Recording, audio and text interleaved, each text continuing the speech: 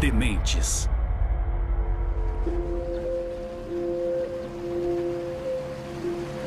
A Louisiana é um estado famoso por sua hospitalidade sulista. E a cidade de Baton Rouge, com certeza, não é uma exceção. Aqui no sul é assim. Você cruza com alguém que nunca viu na vida e pergunta: "E aí, tudo bom com você?" Esse é o jeito de todo mundo aqui no sul.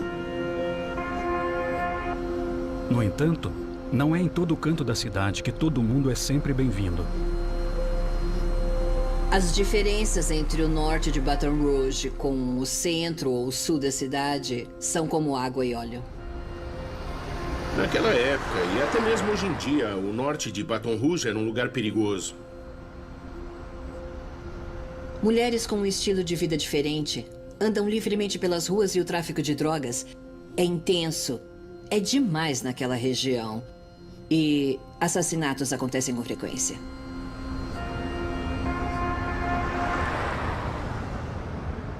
Uma dessas mulheres, Donna Bennett Johnston, tinha 2 filhos. Ela era viciada em crack e outras drogas também. E era por isso que ela sempre estava na rua. Ela ficava andando por aí, pelas ruas, tentando encontrar um jeito de se drogar.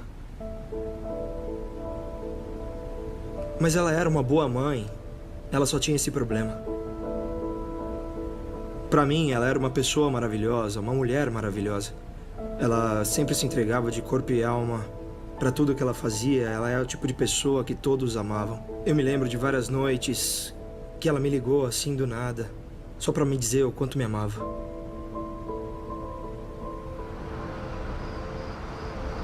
O Justin se acostumou com os sumiços da mãe. Tinha dias que ela saía de repente e quando a gente acordava ela não estava lá, então... Apesar de tudo, a gente torcia para que estivesse tudo bem e para que um dia, quem sabe, ela melhorasse.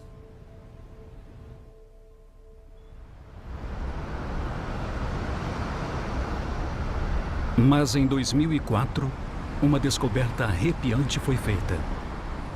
2 residents were out looking for their lost dog on Ben-Hur Road between Nicholson and Burbank this morning when they spotted what looked like the body of a woman lying in the drainage ditch on the south side of the bridge. Cause of death? Strangulation. Bom, eu acho que era uma sexta-feira e deviam ser umas 2 da tarde e eu e meu irmãozinho tínhamos acabado de chegar da quadra de basquete. Tava no meio de uma partida, a gente ia jogar quando meu celular tocou.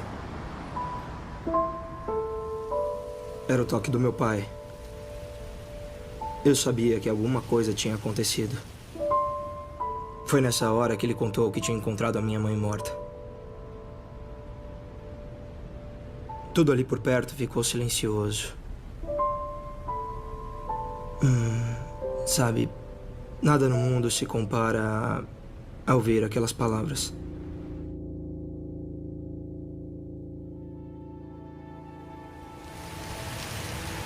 O detetive Todd Morris foi chamado à cena do crime.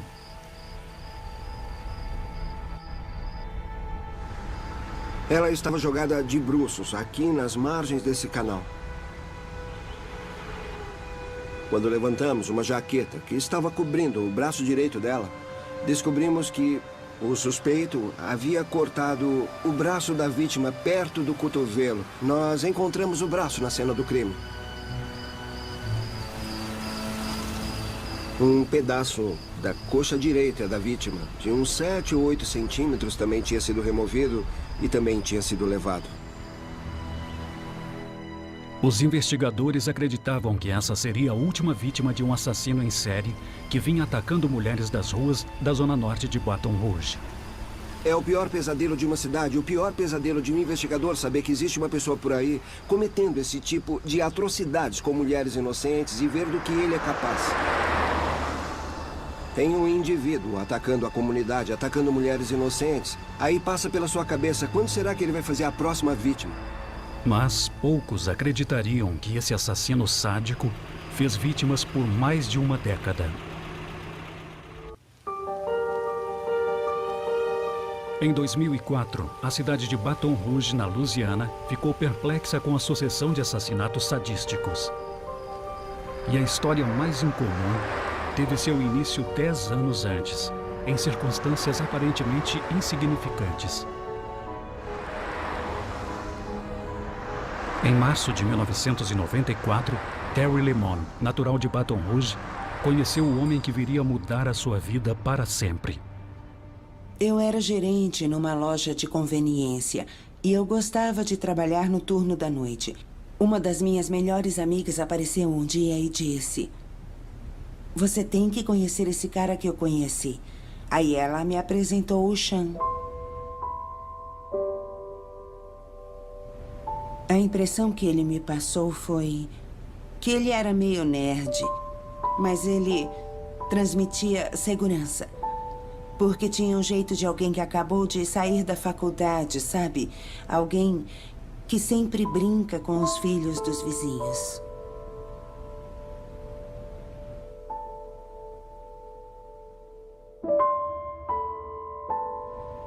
Depois da primeira vez que eu vi o Sean, ele era um cara que eu não me importaria em ver de novo. Mas ele começou a frequentar a minha casa e começamos a namorar. À medida que o relacionamento do casal crescia, Terry e Sean aprendiam cada vez mais sobre o outro. A casa dele era muito bacana. A maioria das coisas eram meio bagunçadas. Sempre tinha louça suja, as coisas ficavam meio jogadas. Nada tinha um lugar certo, entende? A gente estava se dando tão bem juntos que só faltava mais um teste. E ele tinha que passar. Que seria... Será que ele seria capaz de fazer algum mal para mim? Uma noite eu comecei uma briga e dei um tapa nele de propósito, só para ver qual seria a reação. Ele bateu o pé e disse: "Homem não bate em mulher e mulher não tem que bater em homem. Esse é o certo." E eu pensei, não tem perigo. Se você está querendo ter todos os canais de TV na sua casa e ainda mais filmes, séries e rádios com um preço que cabe no seu bolso. É só clicar no link aí na descrição do vídeo que você vai vir para o site do IPTV Simples, galera. É isso mesmo, IPTV Simples, o melhor do IPTV no mercado. Eu uso e recomendo, são mais de 1.500 canais. Você vai clicar no link aí na descrição do vídeo, vai gerar o seu teste grátis aí de 2 horas. Após 2 horas, comprovando que é bom mesmo, assim como eu comprovei, você vai estar fechando e pagando apenas R$30 mensais. É isso mesmo, galera, R$30. IPTV Simples, galera. Esse é o melhor do mercado, com custo-benefício para você no conforto do seu lar. No entanto, Terry não descobriu tudo a respeito de Sean. Do outro lado da rua da loja de conveniência ficava o St. James Place, uma casa de repouso para idosos. Uma das residentes era Anne Bryan, de 82 anos. Ela era uma senhora muito boazinha. A família era carinhosa. A vida inteira ela foi respeitada pelos que a conheciam. Na noite de 20 de março, a enfermeira foi visitar Anne para fazer um check-up de rotina. A porta de fora, a que levava ao quarto dela, estava destrancada e ela deixava a porta entreaberta para que as enfermeiras pudessem dar os seus remédios. Quando as enfermeiras chegaram no quarto de Anne, nas primeiras horas da manhã seguinte, elas encontraram uma cena abominável. O corpo dela foi encontrado na manhã seguinte por alguns funcionários da casa de repouso. Aquela mulher de 82 anos havia sido atacada de maneira extremamente brutal e as coisas que tinham feito com ela eram inacreditáveis. A polícia não tinha pistas de qual seria o motivo ou por que alguém a mataria. Na época foi um mistério. Dava para ver no rosto dos policiais que tinham visto a cena de ódio e violência, mesmo no rosto dos mais experientes, que alguma coisa muito ruim tinha acontecido ali. Só a ideia de que alguém tivesse feito aquilo com uma senhora como Anne Bryan deixava os policiais perplexos.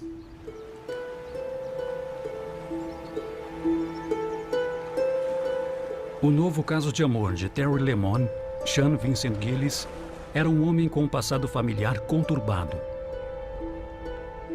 As dificuldades começaram em um incidente que envolveu seu pai, Norman, e sua mãe, Yvonne. O Norman estava bêbado e, quando a Yvonne chegou em casa, ele apontou uma arma para a cabeça do filho e ameaçou matar a Yvonne e o filho, Sean. Afastaram o Norman da família e o internaram em um hospital psiquiátrico. O pai do Sean era um homem perturbado. Com certeza ele bebia muito, gostava de tomar remédios e outras drogas, e isso causou muita dificuldade na vida dele. No ensino médio, o jovem Sean teve aulas com o professor Robert Bunn.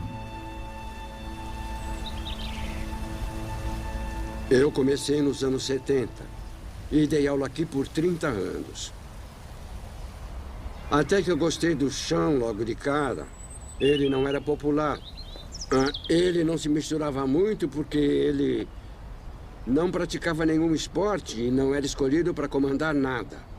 Mas ele era um bom aluno porque sempre fazia o dever e nunca dava dor de cabeça para ninguém. Apesar das aparências, Robert acredita que Sean estava longe de ser um adolescente feliz. Os pais da grande maioria dos alunos sempre apareciam em todos os eventos. E os pais dele nunca vieram.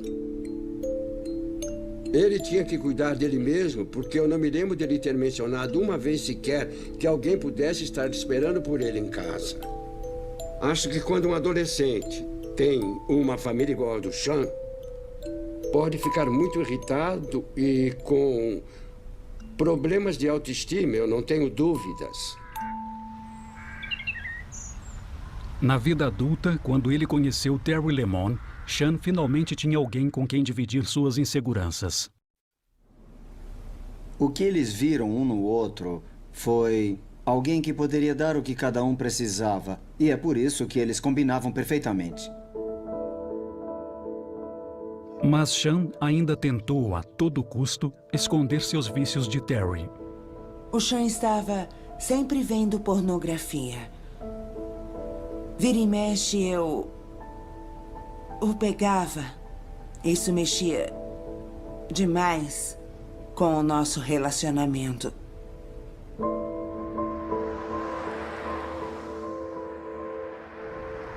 Como a Terry trabalhava à noite, o Sean conseguia realizar as suas fantasias. Ela não tinha ideia do que ele fazia.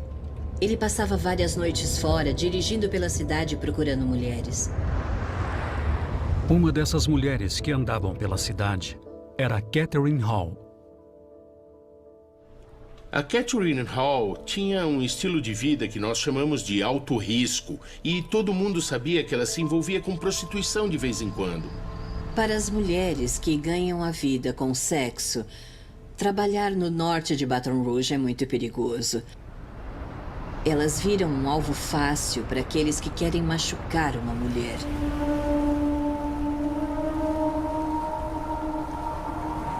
Na noite de 4 de janeiro de 1999, os riscos associados ao estilo de vida de Catherine Hall se mostraram grandes demais para serem superados. Catherine Hall, ela foi encontrada nos fundos de um beco. Seu corpo havia sofrido uma grave mutilação pós-morte. Ela foi largada embaixo de uma placa que dizia sem saída.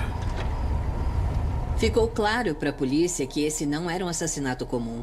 O número de perfurações, a agressividade de todo o ataque, tudo indicava que a pessoa culpada daquilo sentia uma profunda raiva das mulheres. À medida que os investigadores trabalhavam no caso, eles ficavam profundamente perturbados com o estado do corpo de Catherine. O corpo dela foi colocado lá de um jeito para que fosse descoberto, ele não estava escondido. E, além de tudo, ela tinha vários cortes no seu corpo, feitos depois da sua morte, e sinais de que havia sido amarrada. A única evidência que as autoridades conseguiram encontrar foi achada do outro lado da cidade e apresentava poucas pistas. As únicas pistas que a polícia tinha eram a jaqueta dela e outros objetos pessoais, mas não tinham nenhuma impressão digital ou nenhum outro indício que levasse ao assassino daquela mulher naquela época. Ficou claro para os detetives que os indícios deixados pelo assassino eram ameaçadores. A cena do crime indicava que provavelmente não era o primeiro homicídio cometido por aquela pessoa e provavelmente não seria o último. Depois que as autoridades seguiram as pistas do caso de Catherine Hall, elas ficaram sem saída. Nós realmente não tínhamos muitas pistas sobre o caso da Catherine. Nós continuamos seguindo as informações que tínhamos, tentamos descobrir quais tinham sido os passos dela naquela noite e com quem ela teria tido algum contato. Apesar da investigação não ter levado a nada, o medo de que o assassino pudesse atacar novamente só aumentou. E depois de ter feito tudo aquilo, será que ele iria parar ou continuar?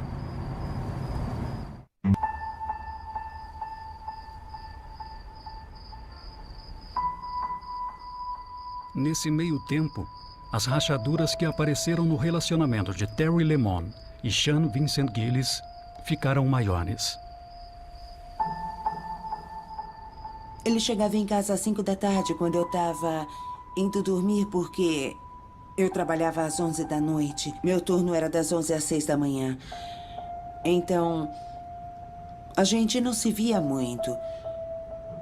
Eu ia dormir e, às vezes, quando eu acordava, ele não estava em casa. E se eu perguntava onde ele havia estado, ele não respondia. É claro que a gente pensa no pior. Eu pensava, quem é essa outra mulher que ele está indo encontrar? O comportamento de Sean continuou levantando suspeitas. Um dia, ele me pegou no trabalho. O carro estava com um cheiro horroroso. E eu perguntei para ele o que era aquele cheiro. E ele me disse que tinha atropelado um animal a caminho de me buscar.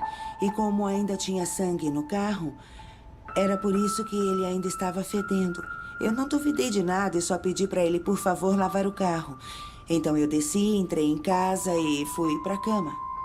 E ele me disse que ia sair para lavar o carro. E não tocamos mais nesse assunto. Sean também criou uma fascinação por computadores e começou a explorar os cantos obscuros da internet. Era bem no comecinho da internet. E ele ficava hipnotizado com o computador. O que despertou o interesse dele foram os sites que continham fotos com corpos de mulheres mortas. Ele ficou obcecado por aquelas imagens. Ele as via praticamente todo dia. Uma vez ele me chamou e disse para eu ver umas fotos e me falou que aquilo tinha acontecido em Baton Rouge e ele me mostrou um artigo sobre uma mulher que tinha sido encontrada em uma vala. E eu fiquei tão chocada que eu disse para ele que eu não queria ver aquilo, não queria ver. A parte de seus interesses da internet, Sean mantinha um grupo pequeno de amigos, com quem ele mantinha pouco contato. Uma de suas conhecidas era Johnny May Williams. Eles se conheceram na loja onde ele trabalhava. Ela às vezes fazia faxina na casa dele. Eles fumavam maconha juntos, eles gostavam da companhia um do outro. A Johnny May era uma pessoa muito especial. Ela era conhecida por cozinhar muito bem. Ela cortava o cabelo dos amigos e dos vizinhos e ela era uma mulher muito querida. A decisão de Johnny May de sair pelas ruas do norte de Baton Rouge em janeiro de 2003 deixou a família preocupada com sua segurança. Naquela noite, ela não voltou para casa porque um assassino ainda estava solto pelas ruas.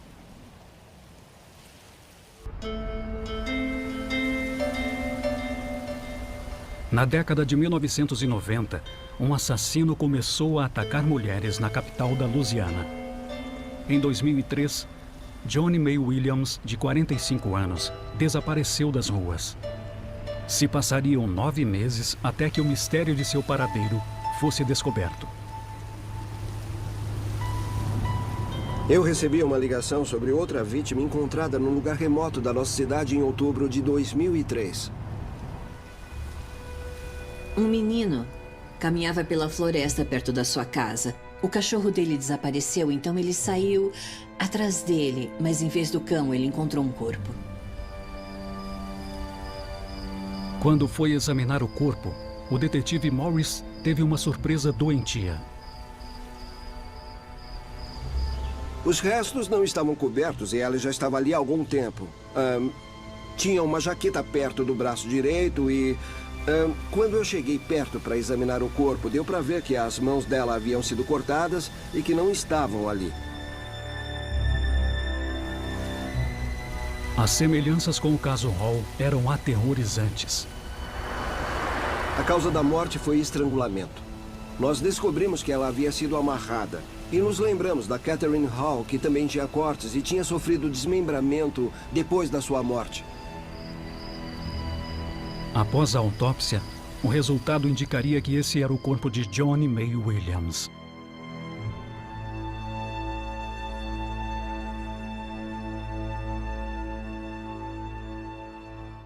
A ideia de que eles estavam lidando com um assassino profundamente depravado deixou Todd Morris inquieto. Aquele tipo de assinatura nos deixou muito preocupados. Estava na cara para nós que ele estava piorando. E também ficou claro o que ele fazia com os corpos e com as partes que ele arrancava. Sabíamos que o indivíduo que precisávamos encontrar tinha um caráter muito particular.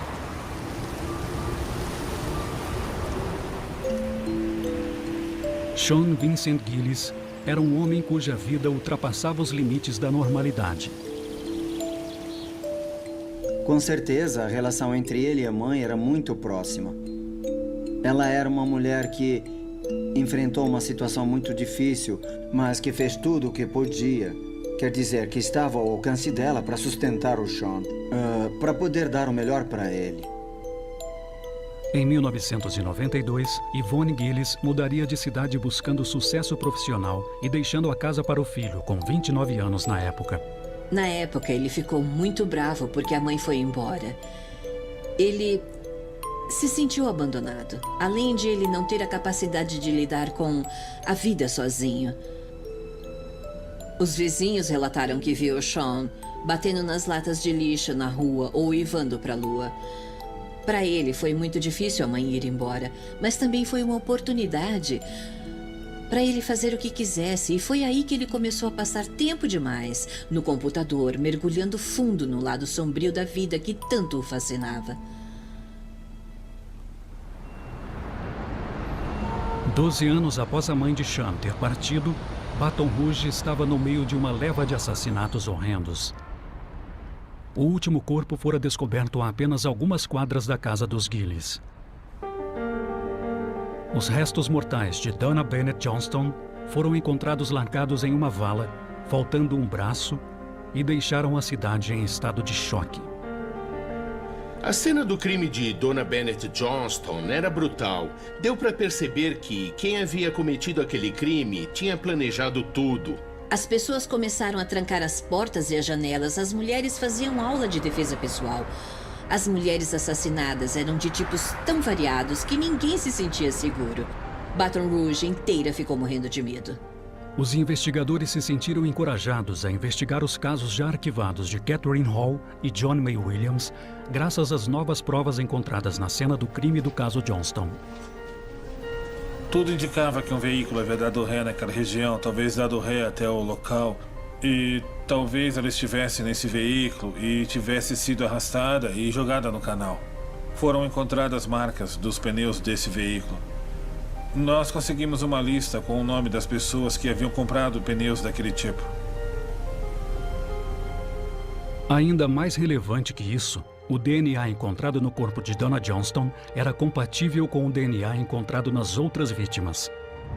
O DNA do suspeito estava em 3 das vítimas e, além de tudo, nós tínhamos também a marca do pneu encontrada em uma cena de crime. Os detetives acreditavam que era apenas uma questão de tempo para apanharem um assassino. O clima entre os membros da força-tarefa era de animação quando conseguimos interligar esses crimes. A gente sabia que estava na direção certa.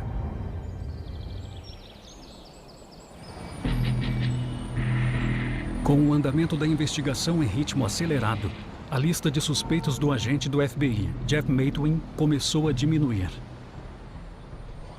A marca deixada pelos pneus era uma esperança, porque nós sabíamos que aquele pneu havia deixado sinais na cena do crime e nós tínhamos uma lista de todos aqueles que tinham comprado aquele tipo de pneu na nossa região. O primeiro da lista era o Sr. Gillis.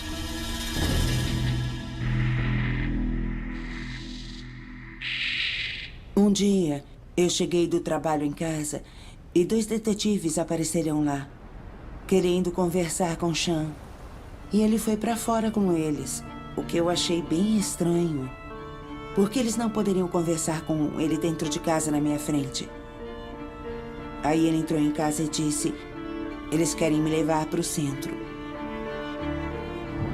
Então nós saímos da casa e estávamos indo em direção aos nossos carros e o Sean perguntou pra gente se podia fumar um cigarro antes.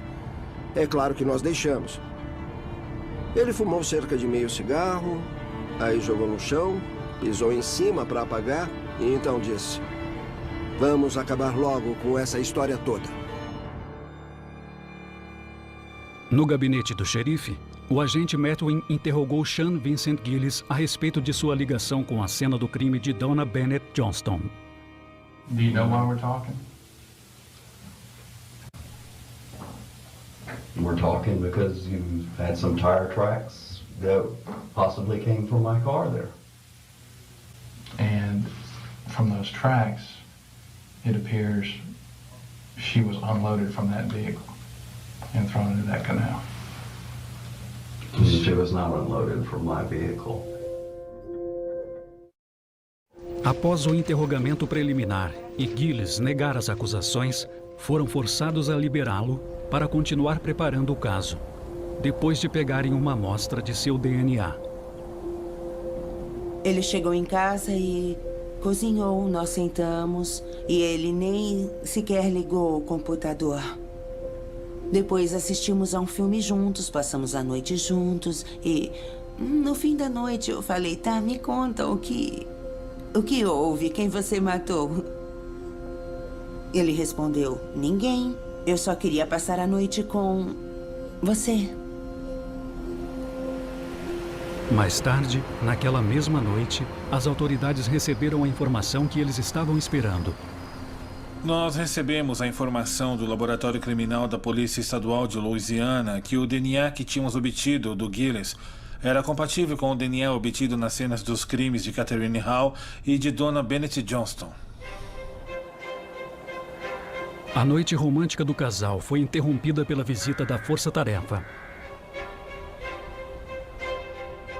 Eles chegaram com tudo em casa, arrombaram todas as portas da casa, jogaram bombas de fumaça. Vários policiais entraram e prenderam o Sean. Eu exigi que me contassem o que estava acontecendo. E foi aí que me disseram, você não sabe que você mora com um assassino em série? Foi impossível para Terry compreender as acusações. Debochei do policial e disse, o senhor está na casa errada.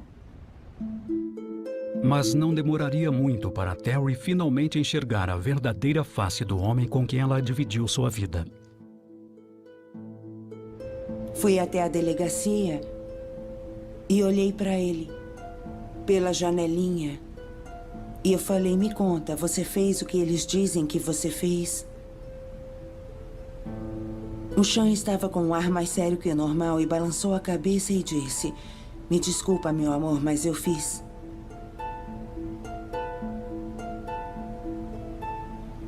E então o meu mundo caiu.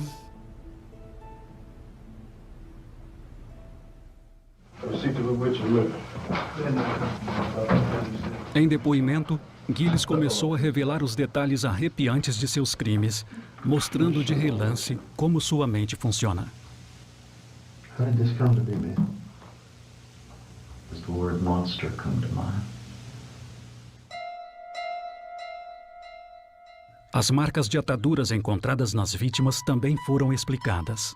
Donna had some type of on her neck or something. What would a Big nylon tie lock. Demonstration? Okay. Is that simple? O Sr. Gillis nos contou que ele tinha um nome para os nós que ele usava para cometer os homicídios. Objectification is exactly how I look at it. I called my weapon that sometimes, the objectifier. Because it would turn them from a woman to the object that I would then deal with. O objetivo principal dele era matar a vítima o quanto antes, porque era o ato de matar que o mais atraía. I'm talking about manipulating dead bodies.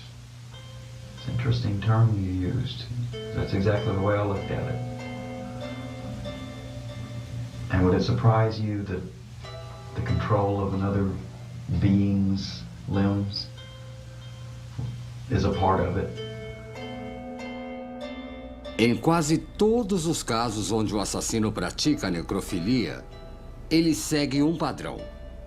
Necrofilia é apenas outro padrão de excitação sexual desviante.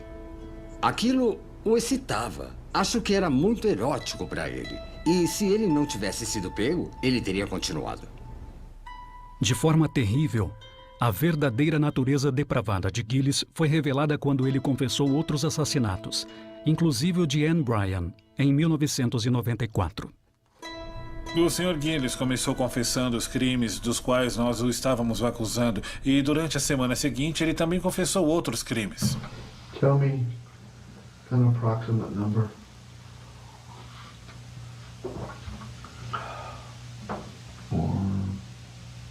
4, 5, 6, 7. Para mim não foi surpresa nenhuma. Eu previ que provavelmente seriam mais do que ele tinha confessado. I honestly don't count. I don't count coup. I don't. Sean Vincent Gillis admitiu os assassinatos não resolvidos de outras 4 mulheres, de maneira terrível, totalizando 8 vítimas.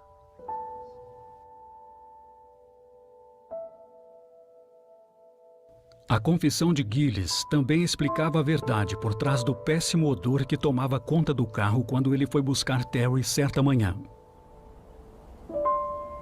Só depois que ele foi preso, que eu descobri que uma das vítimas dele estava no porta-malas do carro.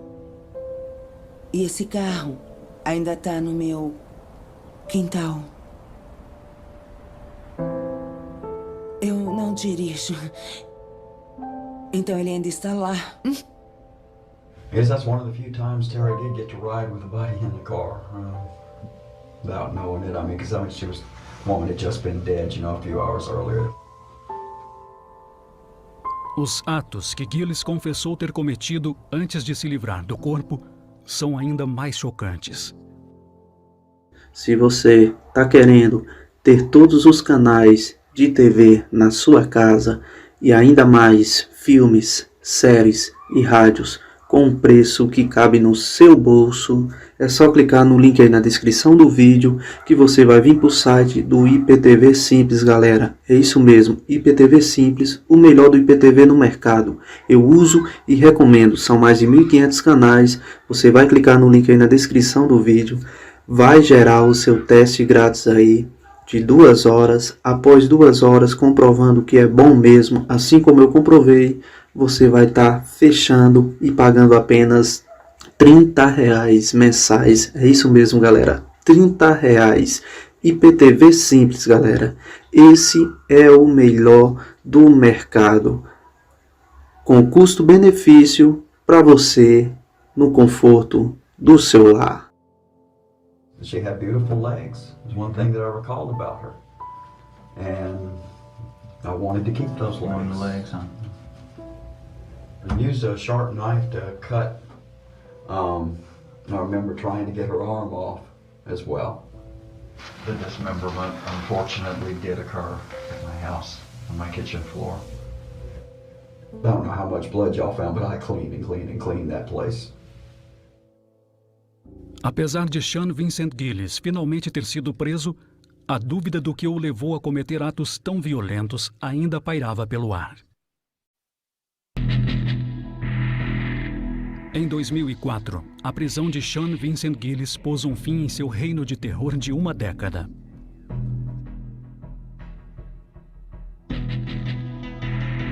Após Gillis confessar o assassinato de 8 mulheres, os investigadores e outras entidades procuraram entender o que se passa pela cabeça de um homem capaz de atos tão monstruosos. O advogado de defesa Kerry Cotia recorda que seu cliente parecia estar em conflito consigo mesmo. Com certeza existem 2 Sean Gillis diferentes, e esses 2 Sean Gillis foram revelados no decorrer da investigação. Provavelmente foi com base numa história parecida que escreveram Um Médico e um Monstro. Como é que o bondoso Dr. Jekyll se tornou o terrível Sr. Hyde? Terry Lemon foi forçada a analisar o homem que ela percebeu que nunca conheceu de verdade. Eu tinha alguém que estava sempre presente, um porto seguro, alguém amável. E ele se transformou em alguém que eu não conhecia. Nunca acho que você conhece tudo sobre alguém. Nunca.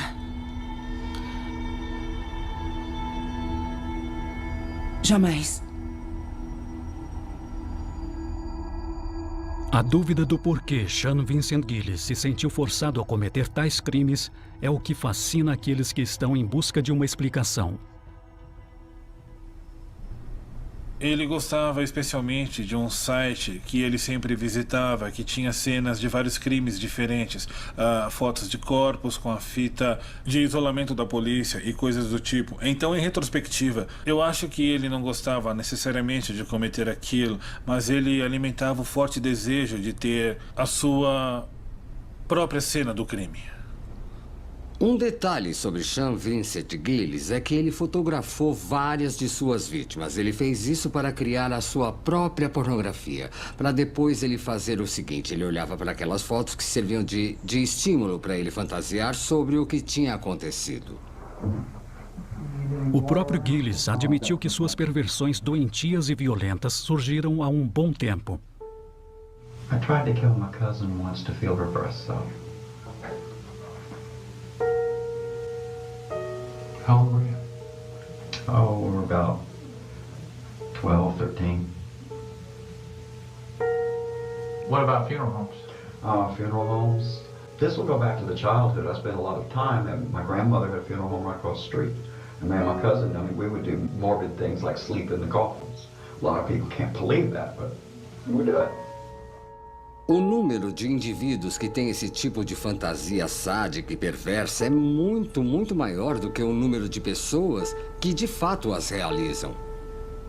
O indivíduo que realiza a fantasia e dá início aos assassinatos alimentou essas fantasias por 15 ou 20 anos.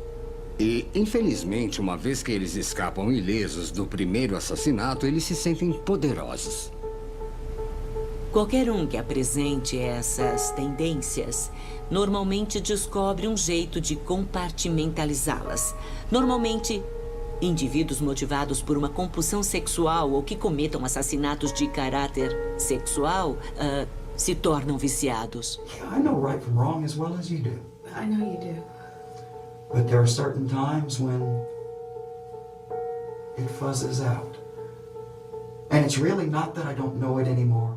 It's like, it doesn't matter anymore. This is my universe. I'm God there. I am God. No julgamento, a saúde mental de Gillis foi amplamente discutida. Existem formas de doenças mentais que são genéticas e podem ser hereditárias. E há vários indícios de que o pai do Sean passou por vários tratamentos psiquiátricos. Eu acho que, inevitavelmente, ele devia olhar para o pai dele e pensar: o que será que eu puxei dele? Será que é por isso que eu sou como eu sou? No final das contas, Sean Vincent Gillis foi condenado por homicídio doloso e foi sentenciado à prisão perpétua sem o direito de condicional. Será que Sean Vincent Gillis era apenas um homem que realizava suas fantasias? Ou será que ele já nasceu com esta compulsão por matar? Eu não acredito que o Sean Gillis seja um assassino nato. Eu acredito que ele sofra de algum tipo de psicose herdada do pai. E eu acredito que isso, combinado com a obsessão por cadáveres de mulheres que ele desenvolveu na vida adulta, fez com que ele encontrasse os próprios cadáveres. No quesito assassino em série, é bem original.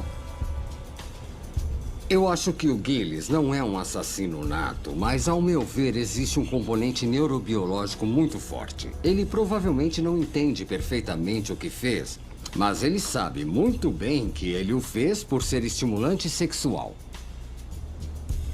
Eu acho que não dá para achar nada que explique os casos na vida do Sean Gillis.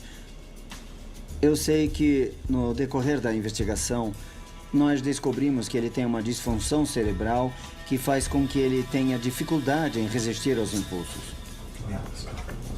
Nada indica que ele tenha nascido para matar. Eu acho que ele se condicionou para se tornar um assassino, desenvolvendo uma excitação por tratar mulheres de forma extrema que acabava por envolver violência e morte. Eu sempre falo para os meus filhos, agora que eles estão crescendo e aprendendo sobre a vida, que existem sim dragões para matar. O Sr. Gillis é um exemplo disso. Não importa se ele nasceu ou se tornou o que ele é. O resultado é que ele é um dragão e tínhamos que prendê-lo.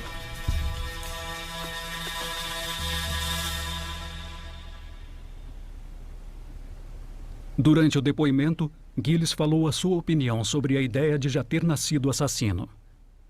At one point I could control it. It's beyond my control at the moment. I'm a homicidal maniac. I don't mean to be.